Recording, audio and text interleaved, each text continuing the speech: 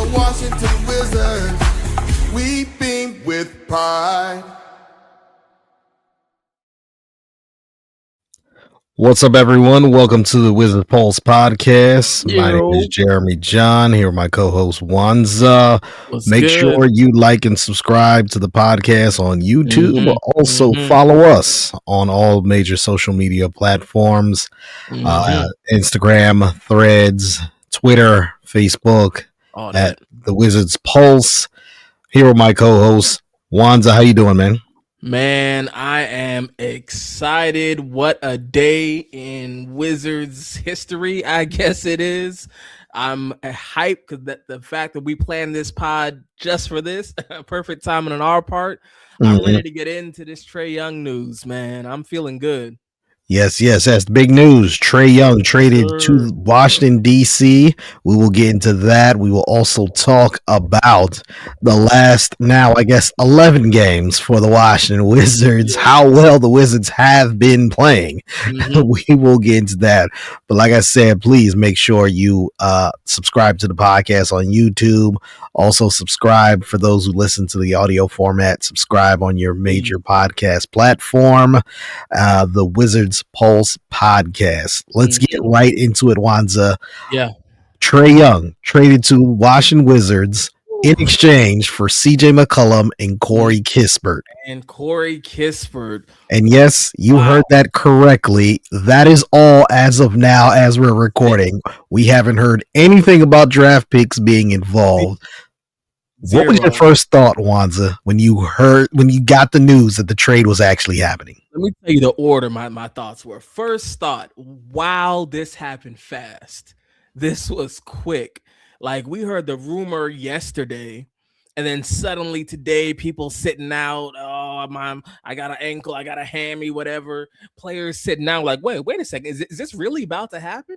After people are talking about it, yeah, maybe not. But then the rumor started growing. And then suddenly you have Trae saying, well, maybe DC is the destination I want.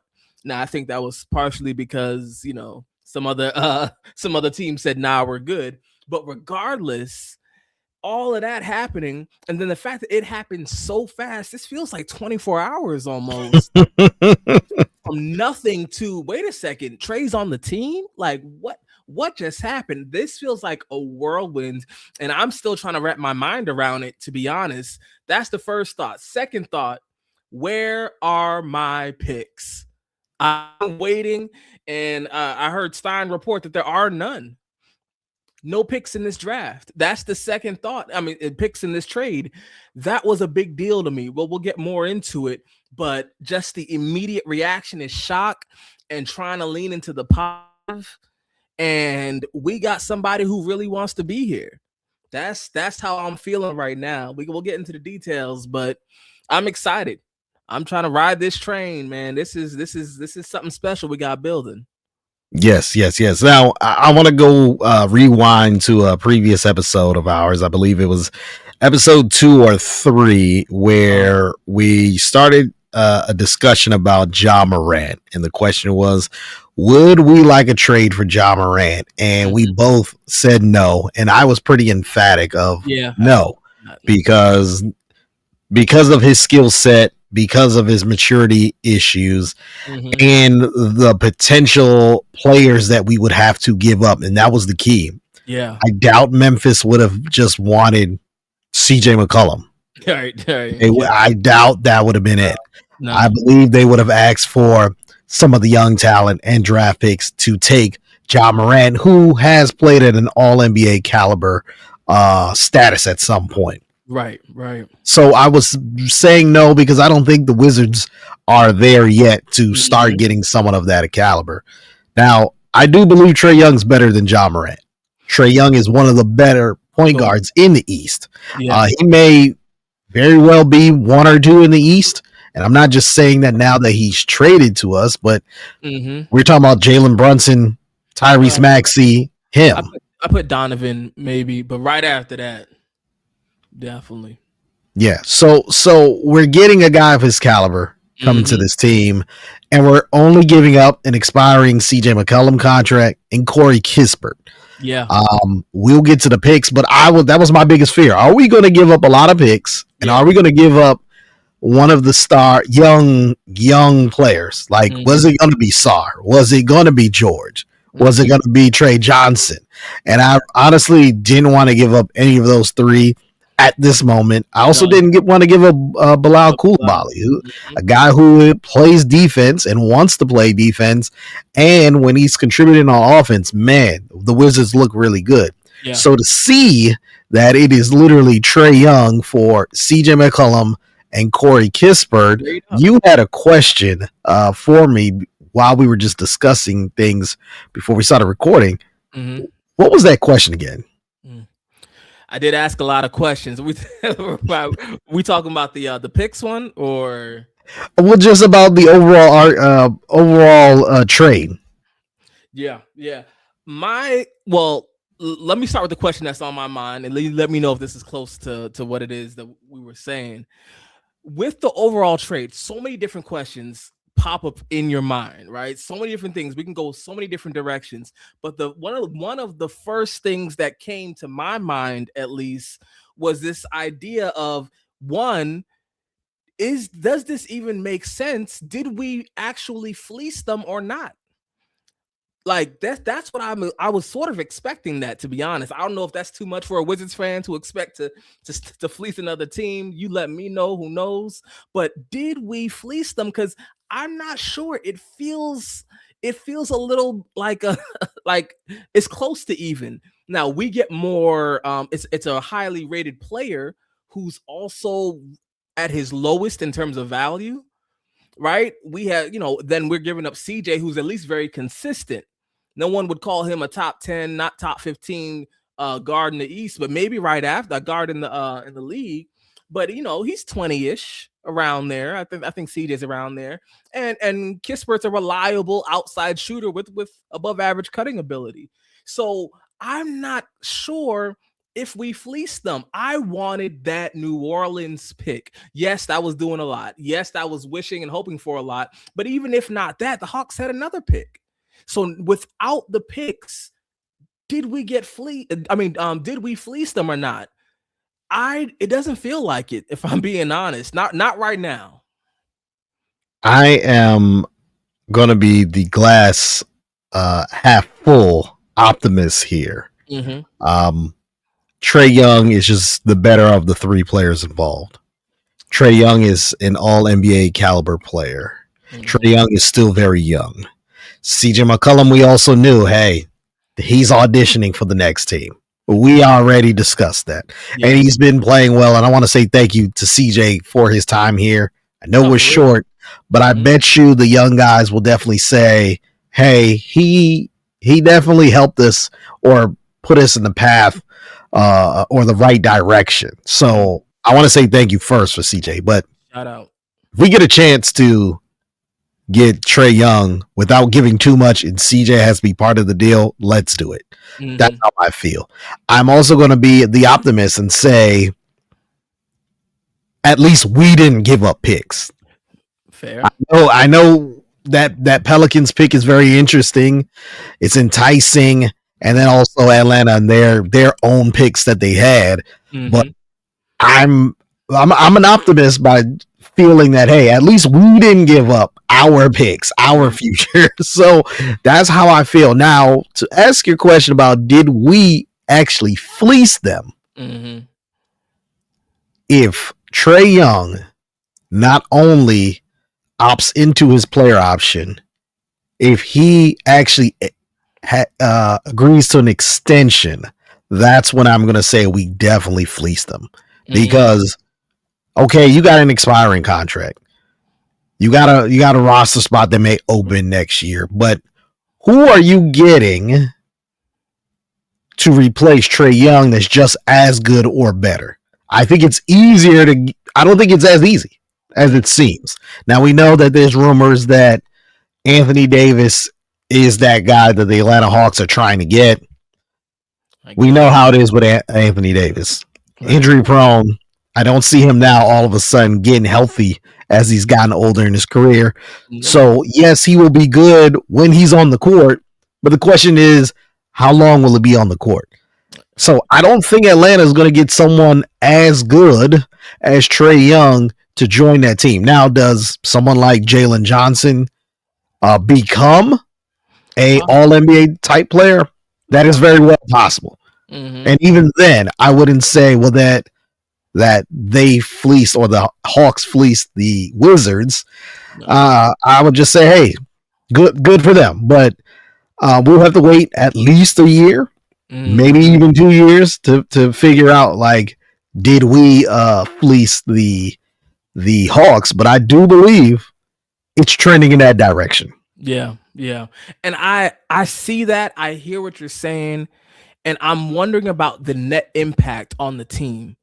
Like, if I was to ask who's a better defender, CJ or Trae, we probably have to say CJ. Are we? I think it's even. I don't think CJ's known for defense either. Like, he's not good, but he's not known as a whole on the court. That's what I feel like is the issue. Trae is known as a negative impact, right, on the defense. So that's one thought. But the reason I'm bringing up even this conversation about fleecing, it's like an ego thing. Yeah, we just want to play the Hawks. It's really more so about leverage. We were supposed to have a lot of leverage. There was supposed to be a lot of leverage on our end from the fact that you really want to get rid of Trae Young. No one else is taking him. His value is at his lowest. Don't even worry, Hawks. We got you, but you got to sweeten that pot for us to take this contract off your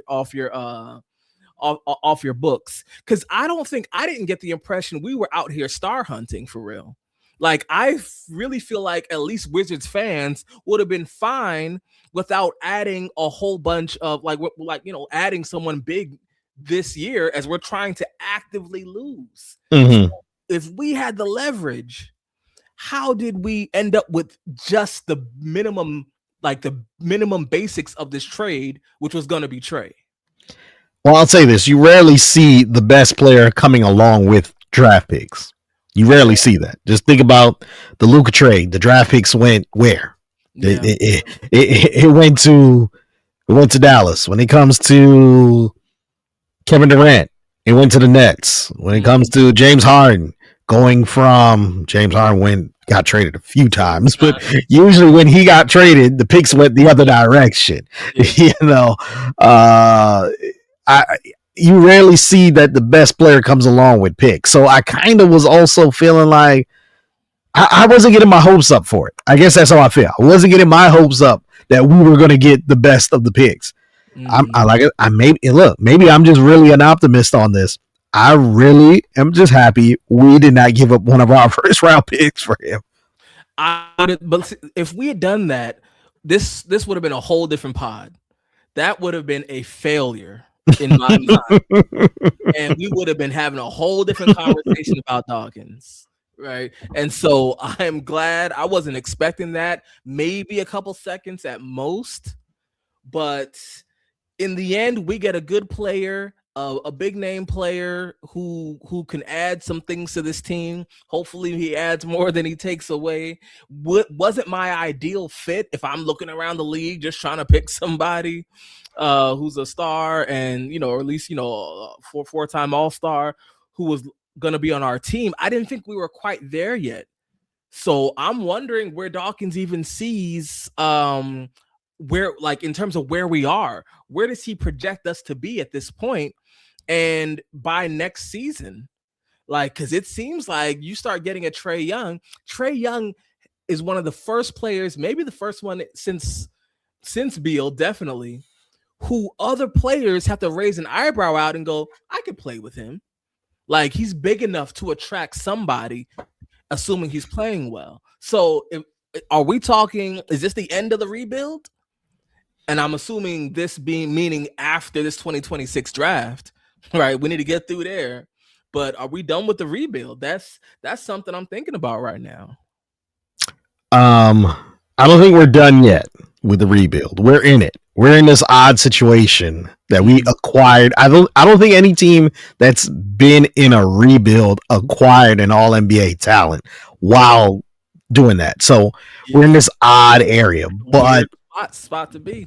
It is, but I'd rather at least be in this spot right now on January what's today? January 7th? Is that today's date? I'd rather be in this spot than just perpetual losing, and then let's just see if the ping pong balls kind of go in our favor.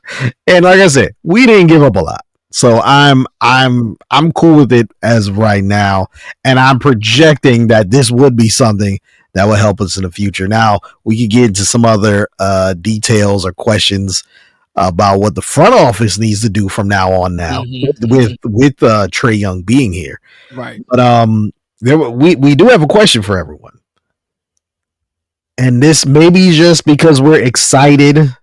The trade literally happened not even an hour ago. Yeah. By the time many of y'all will listen, it'll be the morning time, the morning after. But are we now becoming a destination for NBA players? You know what? It's a question we got to ask because we got some real data, right? Because first we had rumors about was Ace Bailey, right? Mm-hmm. Wanted to come here, tried his hardest. If he didn't have a bad agent, who knows? Maybe something could have happened. But he wanted to and couldn't do it. Sar was before him. Sar went out of his way. Sar didn't even work out for Atlanta. Yep, and they had the number one overall pick. Right. He said, I don't even want to deal with y'all. I don't want to talk to nobody because I want to go to Washington. Now, those are two high picks, but not, well, Sar is a star actually currently, but, an established star. None of that. And now here we're having someone with some real gravity behind their name, some gravitas to actually be like, I want to come to DC. Now, did he have all the options in the world? No. But he never had to mention Washington. Mm-hmm. He never had to mention us at all. And the fact that we were on his list and he decided, I'm not going to fight this. I could see this happening. There's a pattern that's starting to be created. There's some momentum here. Players might be starting to be like, I see what y'all are doing now. Like it's just respect. And if I see enough, and I always like to liken it to KD going to the Rockets, right? The Rockets weren't like crazy good, but he was like, dang, Amen got a little something. You know what I'm saying? Who's the point guy who got hurt and would have changed their whole season? Oh, Fred VanVleet. VanVleet got a little something. Like the Rockets without KD is something the Wizards can be soon. Soon meaning next 2-3 years if everyone is on an upward trajectory. So what I'm saying is this is becoming the type of nest that invites players, and that's huge because that's literally, I don't know if that's happened since Stackhouse. You know what I'm saying? Like, I guess you can count Paul Pierce at the end of his career, but like it was not, all the other players were either not anyone, like wasn't much before he came here, or we had to draft stars. Everyone else, it wasn't like that. And so this is rare for us to be attracting this kind of talent. And it says a lot about our front office and Dawkins and all of that. And it's time to start being like, hey, maybe we got just something a little attractive here. Look, Washington DC has always been a place that road players want to come to. Absolutely. They enjoy the nightlife while they're here. Yep. They enjoy let me say the tourism, the restaurants, the attractions. Mm-hmm. However, our team in most of those players' lifetime has been so awful that they never thought about playing for the Washington Wizards. Mm-hmm. And in the NBA, there's literally two cities where the franchise can be awful and players still are interested in going, and that's New York and LA. That's it. I'm not even including Miami because outside of LeBron James, who has Miami really gotten? And look, LeBron is a big guy, big fish, but he decided to go there. He left. They haven't got anyone since really say, I want to go play in Miami, and they made it happen. Yeah. New York and LA are those two cities. The rest of the league, you got to have competency on the actual basketball court. Right. Right. You know, so or a boatload of money available and some competency. We could deal with bad ownership. We could deal with a bad front office because of our athletic hubris. Okay, we'll make it happen. I.e., Phoenix. Right. Phoenix franchise and front office wasn't known for much before James Jones got there and Monty Williams got there, but they had money. They had a couple players. They said, we'll deal with the bad ownership. Right. And we'll play there. We haven't had too many good things. With Trae now here in Washington, if we can sell him on staying and signing an extension, we've now shown the league, okay, at least an all NBA caliber player wants to be there. Really wants to be here. Right. And then hopefully with the talent of Sarr and George and Johnson, at least, that, okay, they're also playing well along him. Let's say in the 26-27 season, we just make the playoffs. I think that's where it gets interesting. And then that's where we can say, okay, DC is a destination city in the NBA. And keep in mind, people have talked about DC as if it's some random city in Oklahoma that no one likes going to. We are a top 10 market in the top 10 market in NBA. Nation's capital. Right? Like DC's a big deal. And I'm tired of folks forgetting and acting like it's not. So that's just the first thing. Like, there are a lot of reasons to come here, but like you said, we just have good and no reason for players to go out of their way in a long time to actually come here. This could mean a lot. Now, here's one thing I want to push back on. I think, and we'll get more into the weeds of this maybe a little later, but just to drop a little note, I think the Wizards should be evaluating Trae more than him waiting for him to see if we're a good space, a good team to play for. And what I mean by that specifically is Trae has so many deficiencies. I'm not convinced he's going to be a great fit on the court. You know what I'm saying? Like, I'm hoping and praying and wishing, and I'm going to be positive. And as soon as we get off of this, I'm going to find someone to argue with about how top 5 guard in the league. I'm going to go in for my guy. This is my PG now. But what I'm saying is, I don't know if he's a good fit for this team. He definitely doesn't fit the winger model, Winger Dawkins model of rookies, right? In terms of long, two-way player, defensive minded, able to switch positions and all that kind of stuff. You have like a 5'11", 6-foot guard who does not do much at all on half the court, right? On the other half of the game. So if you're not playing defense, I'm curious what his fit will be with this team. And I think it's fair to have questions about that. Well, I think his fit is simply just going to be someone that can literally drop 25 plus points a game. And I'm being conservative when I say 25 plus because, I mean, we saw he had a 30-10 season not too long ago. Yep. So I think when you're someone that can at least give you 25 points a game, we can balance the lack of defense. Yes, we may have to work around you, but hey, what star player do teams not work around at this point? Fair. So I'm willing to deal with the lack of defense if you're also putting up 25, 26, 27 points a game. Unlike the alternative where we've had guys give up on defense and they're only averaging 15 points a game. You know, so and when I say that, I'm not even talking about CJ McCollum. I'm talking about just the history with this team. You know, so so that's something. Yes, defensively, we always complain about defense as a team. We always do. For this specific player, I can tolerate the lack of defense. For this specific player, I can do that. Yeah, it's just, man, we're like these last 2 weeks, you know, we've been becoming a really decent defensive team. Now, do you think though that is partly because Trey Johnson and Bilal Coulibaly are both healthy and have been in the starting lineup? I think that's a big part of it. I think Trey's actually we're talking about Trey with the Y, right? Is an Mm-hmm. underrated defender. He has some real potential, I think. Bill, of course, right? Like Koulibaly, he's obviously defensive minded. So I definitely feel like that has played a big role. Trey's length, especially, helps it. But more importantly than that, I think more than it's a lineup thing, I think it's a mindset thing.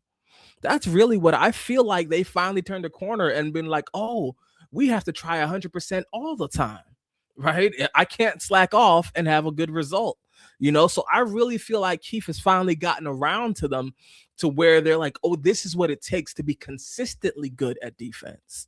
And this has been like, Keyshawn hasn't played in 3 games? You know what I'm saying? I think he's a top 3 defender on this team. Like this has been without him, especially. So it's really promising what we're building. And I just don't want us to completely switch to just a one-sided team. That's part of my worry there with that's that's the worst case scenario with someone like Trae leading. Before we move on to our next topic, just want to remind you all to subscribe to our YouTube channel, like this video, subscribe so you're up to date on all of our content and whenever we drop an episode. Also, want to remind you all to follow us on all major social media platforms at The Wizards Pulse, and that is on Facebook, Instagram, Threads, and X, formerly known as Twitter. Also, if you want to be on the show, we want us to hear your thoughts on the show. Call the Wizards Pulse podcast 202-734-5293. That's 202-734-5293. We kind of got into it, but let's get a little deeper. All right. Trae Young's fit with this team. Let's start with this. When he starts playing with the Wizards, what is your ideal starting lineup? I think you got to go. We got Trae at the 1, then Trey, the other Trae at the 2. Then from there, I go Coulibaly. Then we put George at the 4, and then obviously Sar. That I feel like is your best starting lineup. You got 3. You got 4. 3.5. We'll say 3 plus defenders to do their best to try and hide Trae. And everyone else has a sense of versatility about them. Now here's the issue, because you can make the argument, you could switch, and we'll see. I don't know how much this matters in this today's NBA, but maybe switching Bilal to the 2 and Trae at the 3 is a possibility, just to avoid having a backcourt that is not a plus defensively and potentially a negative. Because if you got your 2 guards coming and neither of them have a defensive impact, that really hurts your ability to do a lot of things on the court. So you could argue that maybe we could put Bill, and thank God for his versatility, at the 2, just limit his ball handling and still have Trae handle the ball, but lean more towards a 3. That some combination of that, I feel like is a good fit. What about you? Any different from that? It's funny. That was probably going to be my ideal lineup also. I know Chris Middleton typically doesn't come off the bench, but I think Chris Middleton, the ideal lineup will be exactly the starting line will be what you said. But I think Chris Middleton should still get 20 plus minutes a game. And I think there should be games where we're ending the game with Chris Middleton on the floor. I think that definitely should happen. But for the starting lineup, Trae Young, Trey Johnson, Bilal Coulibaly, Keyshawn George, Alex Sarr. Obviously, Marvin Bagley in the rotation. Chris Middleton in the rotation. At that point, now that we don't have Kispert, we're looking at Bub Carrington in the rotation. Tristan Vukcevic, I think, needs to get more playing time. I know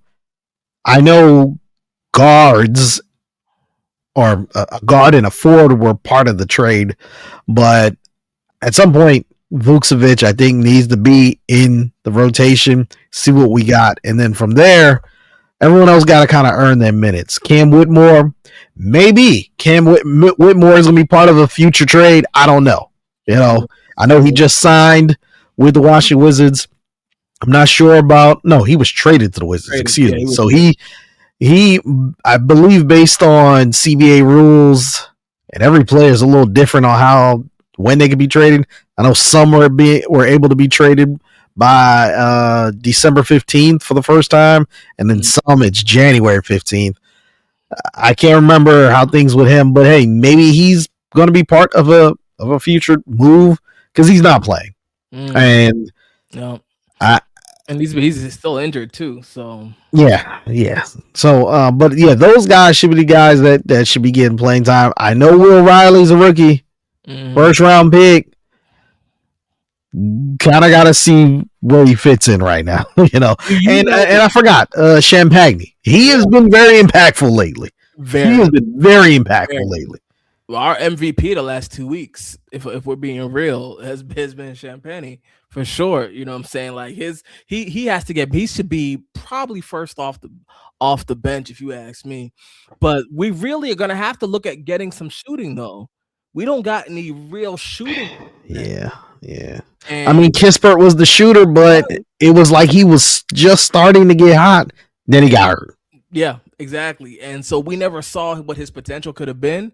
So, shout out to Kispert. I was always a fan, but with him out, we need a shooter off the bench. We need somebody who we can count on. Now, real quick with Will Riley, did you know, because they just sent him back to the G League, I'm not sure why. That doesn't quite make sense to me. Just give him more time, give him more PT and with the real team. But he dropped 33 tonight with the go-go. Okay. And to me, that is a FU 33. That's how I see it. I'm bored. What are y'all doing? I'm about to stunt. I'm about to go real hard to make you look stupid for putting me back here. Because now you got to pull me right back up. You know what I'm saying? So I'm expecting Will Riley minutes. I'm tired of him getting treated like the redheaded stepchild, like he's a 3rd round pick or something. He was a 1st round pick and has so much talent. You know what I'm saying? So he needs more time. Also, shout out to Jameer. He needs more time. So yeah, there's definitely, and I'm hoping this last half of the season, we get a chance to see a little bit more of them. Because don't forget the goal of this year, right, was not to get a star. It was to get a pick and then get a star. You know what I'm saying? Now, I want to give a quick shout out to a friend of mine, Jamal McKenzie. He is actually from Atlanta and an Atlanta Hawks, and we joke around and he says, hey man, send us Sharif Cooper, who is a Georgia native. And I'm just like, that would have been funny if Sharif was actually part of this trade to go.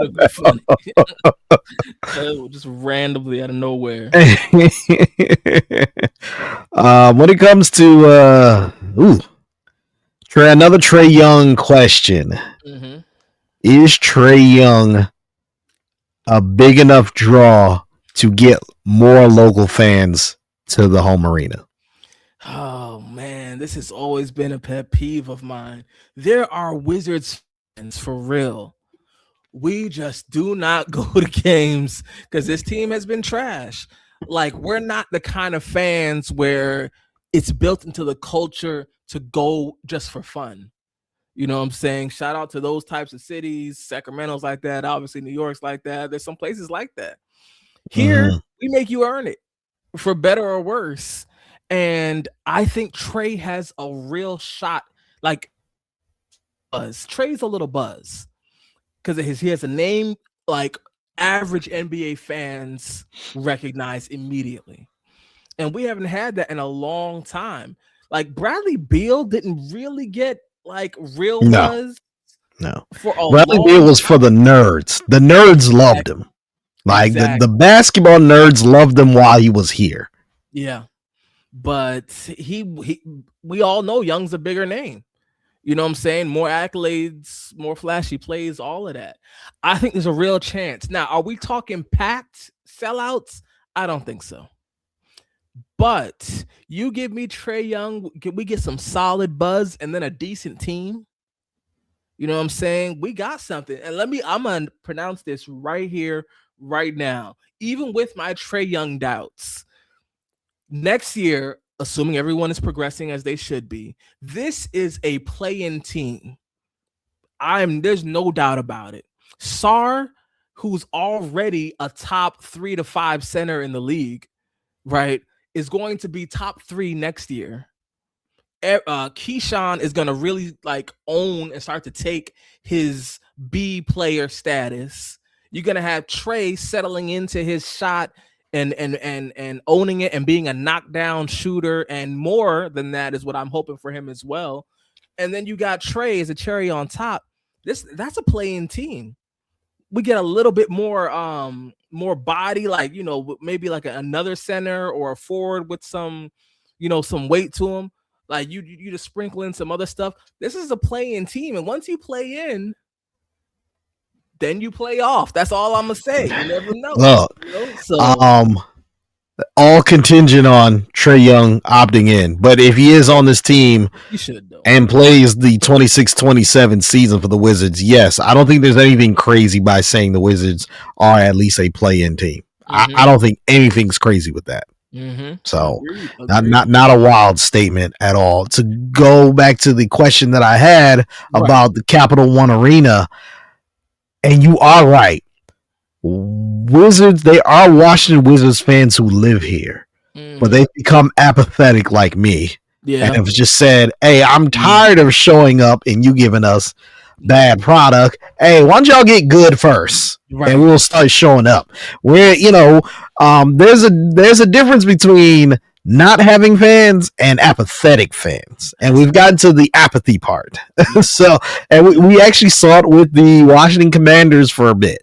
Yeah. Where people got so fed up with Daniel Snyder that they said, you know what? I'm not showing up. Snyder leaves. The Commanders luck up. They get Jane Daniels. They get to the NFC Championship game last year. And just like that, all home games this year were sold out. And so they showed right back up because they said, you know what? We are still fans. Yeah. You just have been giving us a bad product all this time, and we're tired of showing up. And this is our way of protest. I think Trae Young is good enough to get people to the arena. Now, still got to start winning some games. That's the thing. And right now we're 10-25. Trae Young, he's been listed as injured right now. He's going to obviously have a physical. Not sure when exactly he's starting, but let's just say he plays a game for the Wizards within a week from now.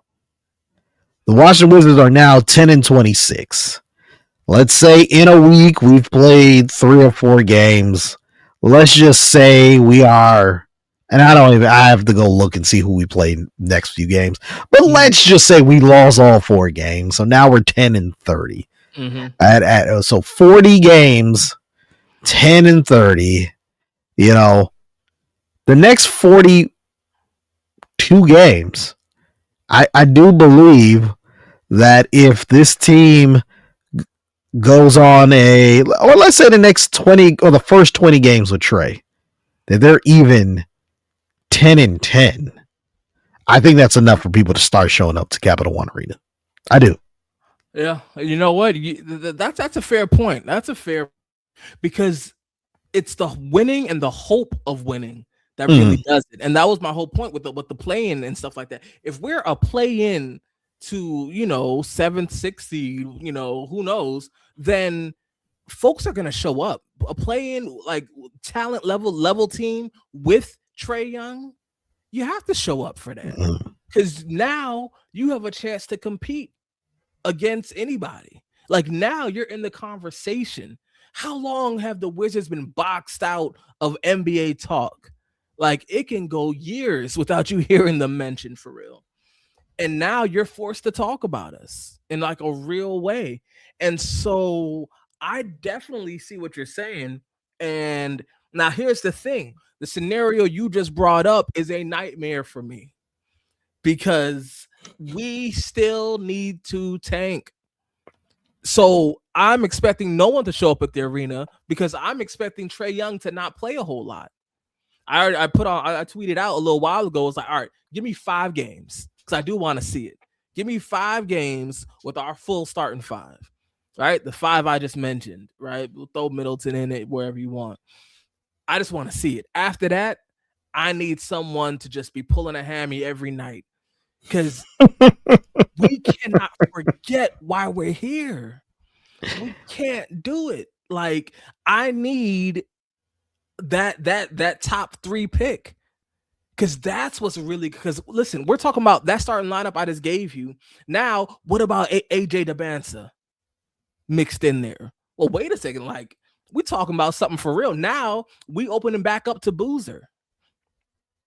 We can have, there's questions about Peterson and that, like, is that a fit if we already got a lead guard? But regardless, you add one of those 3 to all of this, that's a team that can make some noise.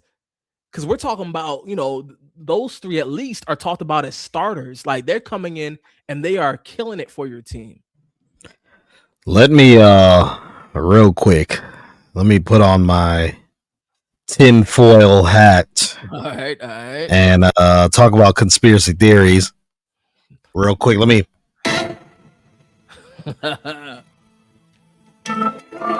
Yeah, the X-Files. Let me talk about my conspiracy theory here. Maybe now that the Wizards have traded for Trae Young, and let's say in his first 20 games here, the team, and this I haven't even looked at the first 20 games. Mm-hmm. So, but let's just say hypothetically, they go 8-12, 9-11, 10-10. One of them. They're obviously, moving higher up the standings, may even end the regular season in instead of 14th place where they are right now in the East because of the Indiana Pacers. Let's say they end at 12th and they're only a couple games from 11-10. Mm-hmm. So they're like right there, but they're clearly out. Yeah. This is what I think is going to happen. The NBA is going to still reward the Wizards with a very good draft pick.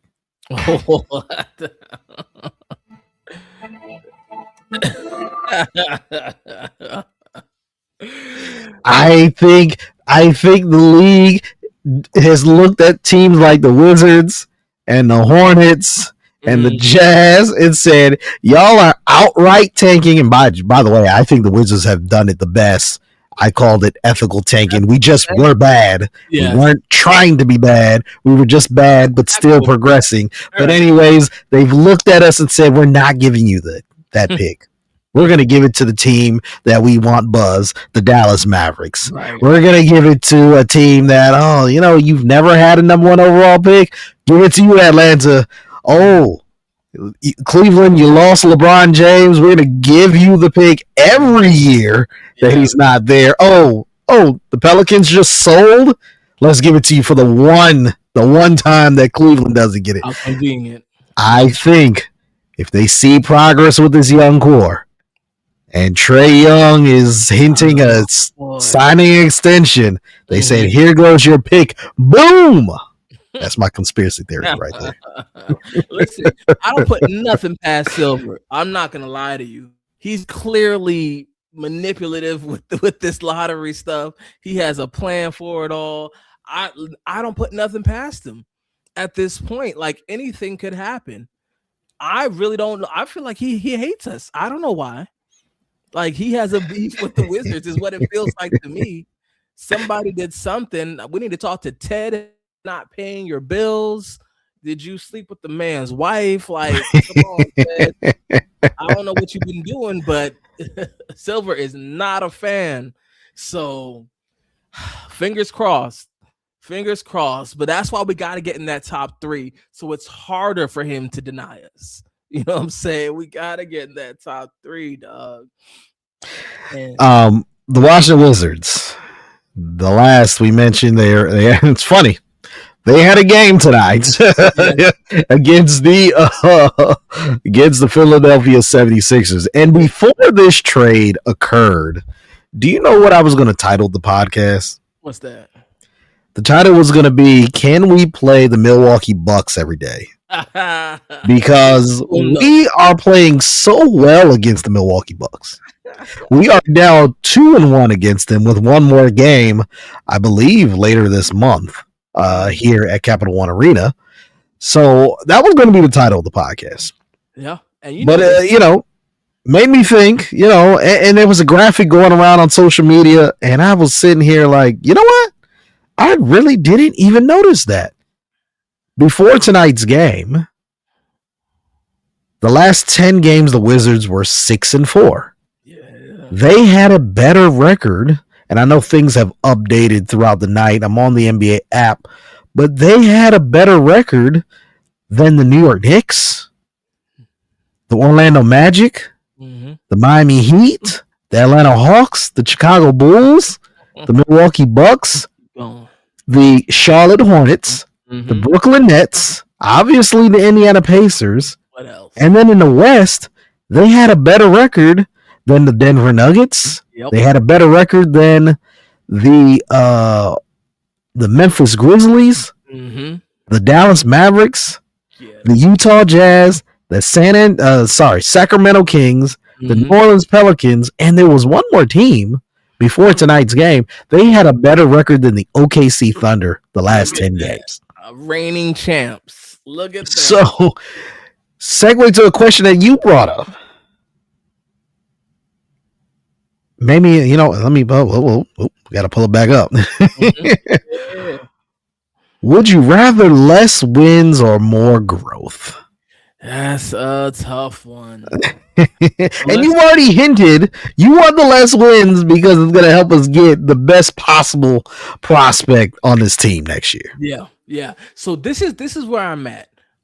The only way I would take more wins, right, is if it was so many, like if we're talking play-in, playoffs right now, or we can make it by the end of the season. I'll take a play-in spot and take less wins, because that to me says what we got is enough where we don't have to be desperate for a rookie to come save us. What we got is something we can build around right now. So if that was the case, I would take it. But at this rate, like, the team's not that good. You know what I'm saying? Like, even with Trae Young, they're not supposed to be good. So even if we were doing really well would mean we get maybe 28 wins or something. That's not worth it. That's not worth it. So as of now, looking at where we are as a team, even if we try really hard, we're not going to break 30. So therefore, we need to keep losing, because our star player who will make Trae the B player, right, who will make him the secondary star that he was meant to be, is waiting for us. We got to be patient. And hey, you want to take Trae early? Like, I feel like Dawkins is cheating a little bit. He's just like, oh, well, this is here, so let me see if I can skip a few steps. Nah, you can't, bro. You want to get Trae early? Bet. Give me 5-7 games of him, then I need him to sit. I need him to just keep that ankle twisted until June, right? Even earlier than that, so that we can get what it is we came for. Because you get Trae plus this star, prayerfully, you know what I'm saying? We really having a whole different conversation. And this is personal for me because I got a lot of trash talk I've been holding on to for years, and I haven't been able to say anything to these teams because we weren't that good. You know what I'm saying? Apologies for the camera. I haven't been able to say anything to these teams because we weren't that good. Now, I need my payback. And we are so close to being really competitive. So close to it. So to answer the question, I need less losses, and I'll take some growth with that. You know what I'm saying? But we don't. I mean, I said less losses, less wins. I need less wins, and I'll take some growth with that. But definitely chill with trying to have this little burst at the end of the year. Oh man, I want to give a shout out to Matthew Maurer, NBA or excuse me, basketball scout and NBA draft historian. I've already spoken to him, and I'm like, hey man, when it comes closer to draft time, definitely got to come on. And he's like, for sure, we'll definitely do it. So when we definitely have him on, we're gonna get really dig deep into all of these prospects and who will probably be a best fit for the Washington Wizards. I will also admit that I have not watched a lick of college basketball at all. If and I can't remember his first name, but if that Boozer, the good Boozer twin, walked into my house right now, I would assume he plays basketball, but I wouldn't know who he is because I've never actually watched him play basketball, and that's why I don't have an opinion about someone like Cameron. There you go, Cameron Boozer. That's why I don't have a strong opinion on him. Yeah. Same thing with DeBansta. I looked at a little bit of his game. Darren Peterson had a bomb game, I guess, against TCU. Just returned to the lineup. Those are some of the marquee players that are possibly going to be in the draft next year or this coming year. But I haven't really watched, so I don't have a really strong opinion. You have watched them. Or watched several of these guys. Of the guys who are projected to be the, I guess, slam dunks of the draft, who would you prefer for the Washington Wizards? Well, first, let me preface this. I have I'm not a massive draft nerd guy, but I feel like I know what basketball looks like. I know what good play looks like, and I can project. So I've started my slow ramp up into this. So I'm still at the very beginning, but no groundbreaking news here. I think AJ DeBanza looks like the guy.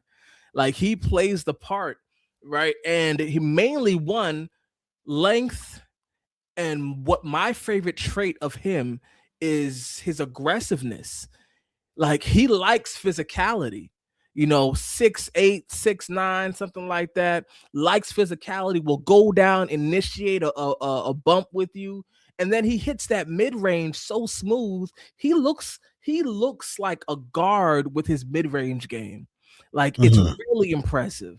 And he's been the most consistent, I feel like. Well, Cameron Boozer's been pretty consistent, but I think AJ DeBanza has that star potential that's impossible to ignore.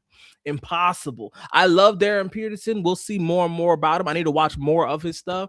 His defense is a little, but I feel like he has potential for more. Now, the question is, everyone is saying he's NBA ready, but will he be a star in the NBA? I think a lot of signs are pointing towards that, but there's a little more question I have with him versus AJ. I feel like AJ is just already built, and that's who I'm leaning towards right now. All right. Before we get out of here, just want to remind you all to subscribe to the YouTube channel and like our videos when we post them. Also, make sure you follow us on all major podcast platforms. That includes Facebook, Instagram, Threads, and X, formerly known as Twitter, at The Wizards Pulse.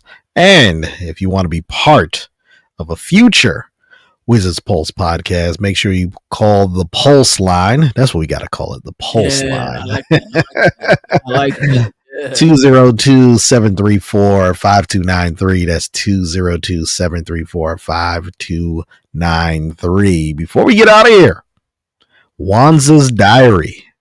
Yes, sir. We have another edition of the Wanza's Diary. It's been a little while, but you can't feed the people too much too soon. You know what I'm saying? Gotta make sure folks are hungry about it. So the latest entry into Wanza's Diary, and this was actually from today. Here we go. Dear Diary, I think I went too hard again. Sometimes I just let my passion get the best of me, but this time I swear I was provoked. All right. But it's a new year. So that means it's a new me. Let me tell y'all what I'm talking about. Today, Bill Simmons, popular podcaster, posted a clip on Twitter where he called the Wizards, quote unquote, goofy. And unfortunately, I reacted and I said his mother was goofy. And I just want to say, all right, I apologize, Bill. I apologize. That was a lot. You know what I'm saying? It was one of the first things I saw this morning. Tired of people clowning my team. And I just reacted and I called your mother goofy as well. So I realize you don't deserve that. I would just like you to watch your mouth next time when it comes to this team. Because, also, if you ever want to be a guest, please feel free to let us know. I'd love to have you on here so I could apologize to your face, unless you said it again. In that case, I'll take it back. But I'd love to have you on here. And you know what? Let's just agree.